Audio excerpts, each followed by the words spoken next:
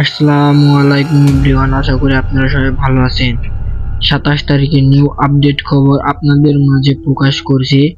আপনারা ভিডিওটি শেষ পর্যন্ত দেখে যাবেন দয়া করে। আজ আমি আপনাদের নিয়ে যাব রামকৃষ্ণপুর থেকে চিলমারির চর পর্যন্ত। আপনারা ভিডিওটি শেষ পর্যন্ত দেখে যাবেন এবং এটা প্রথম পার্ট, দ্বিতীয় পার্টও আসবে আস্তে আস্তে। আপনারা ভিডিওটি অবশ্যই শেয়ার করে টাইমলাইনে রেখে দেবেন। আপনি দেখুন এবং অন্যজনকে দেখান সুযোগ করে দিন। আমি নৌকা দিয়ে নদী পার হচ্ছি। নদীতে অনেক মানুষ গোসল করছে, তাদেরও একটু ভিডিও করলাম আপনাদের মাঝে এবং আমি নৌকা দিয়ে চিলমারিতে যাচ্ছি।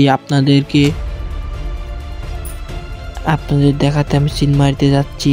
চিলমারির রাস্তা কেমন এবং সেখানকার পরিবেশ বন্যার কারণে কেমন ক্ষয়ক্ষতি হয়েছে, এই সকল ভিডিওটি সম্পূর্ণ এই পার্টে থাকছে এবং দ্বিতীয় পার্টে আর একটি ভিডিও আসছে।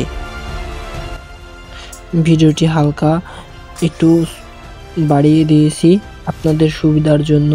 অবশ্যই ভিডিওটি শেষ পর্যন্ত দেখে যাবেন, আপনাদের কাছে অনুরোধ থাকলো। এবং আপনি দেখুন, অন্যকে দেখার জন্য শেয়ার করে টাইম লাইনে রেখে দিন। এবং এখন আমি নৌকা থেকে নামবো, পরে আপনাদেরকে রাস্তা দেখাবো এবং রাস্তা দেখে আপনারা কমেন্ট করে জানাবেন রাস্তাটা কি আরও উঁচা করা দরকার ছিল কি না।